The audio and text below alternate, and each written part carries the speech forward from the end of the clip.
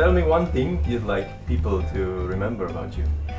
I think, like, when you think about how people remember you, I want people to remember that I did something, whether I made something good or I changed something. Like my gravestone, I want it to say Charlie Braids invented this, or Charlie Braids fought for this and won. Okay. I just want to be known for doing something good. So for changing something. Yeah. Very good. Like it. What's your greatest passion? I think my greatest passion is politics and people and how kind of society deals with politics as well as kind of traditional politics as well. Okay. Just really passionate about different kind of causes and things like that. I like to get involved. Yeah. It's really interesting. I'm a rabble rouser. Why did you move to London? I moved to London because I sort of felt like I wanted to come and become something. Like, you know the story of like Dick Whittington when he came to London to make his fortune and he became Mayor of London.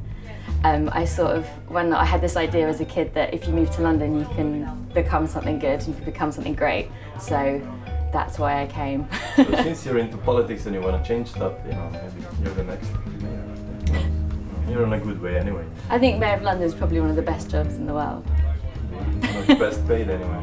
Yeah. What do you love about London? I think the best thing about London is just the diverse mix of people and cultures, and just having the kind of experiences with people who are really different to you. But the small town I grew up in is quite closed and quite everyone's same ethnicity, same religion, same background. And when I moved to London, meeting people from different places and eating different food even was just amazing. It's just like, yeah, all of your senses are stimulated in London. It's the best. The whole thing. Diversity, everything. Exactly. So is there something you don't like about London, or would you change anything about it? I think if I could change anything about London, it would be the cost of living. I think sometimes when you're here you feel like you're on borrowed time. Like, I can afford to rent here but I can't afford to save any money, and it's like, how long can I maintain this life? And you think you're doing well at work but the prices keep going up, and sometimes it feels like a rich person's club and you're just visiting, and I don't want to feel like I'm just visiting. Do you think you could enjoy your life more?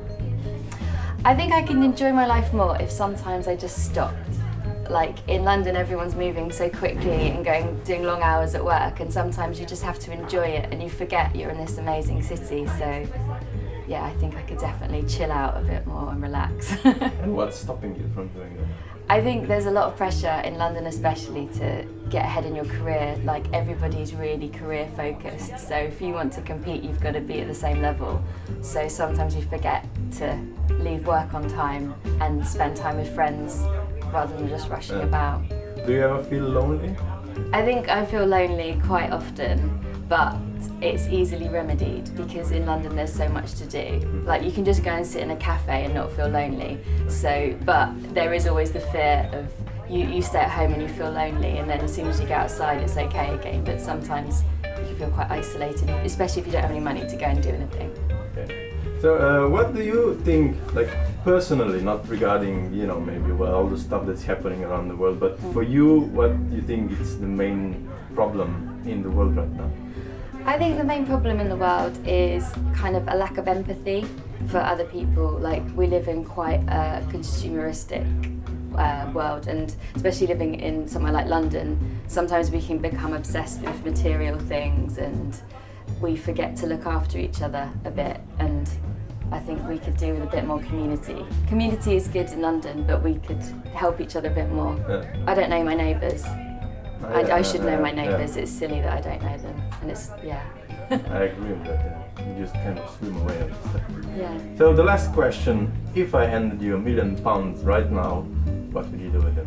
If you handed me £1 million, I'd firstly say thank you, and then I'd try and go into business with you. I think in this day and age, £1 million is a nice amount of money, but I'd try and make it bigger, try and make a business or something and invest it. And yeah, we often talk about £1 million as if it's you know, this big pot of money, but actually it's not going to buy you a house in Kensington. £1,000,000 is not as much as it used to be. No, it would get you a house, but Yeah. you'd still have to continue working. So I think you've got to see it as a business investment, and I'd probably buy like a cafe or a restaurant or something and try and make some money back. Okay. Thank you very much. Very nice having you.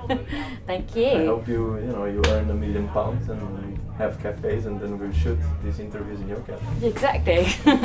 Thank you. Thank you. Enjoy.